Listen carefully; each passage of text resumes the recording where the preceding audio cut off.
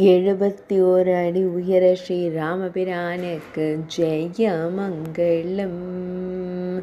வெங்கல சிலையில் உருவான வில்லேந்திய வீரருக்கு ஜெயமங்கலம்.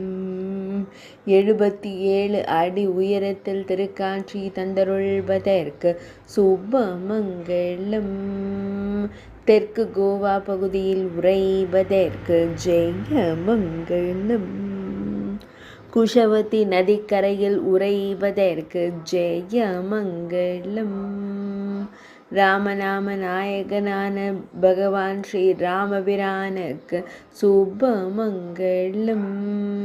வில்லேந்திய வீரராய் திருக்காட்சி தந்தருள்வதற்கு சுபமங்கலம்.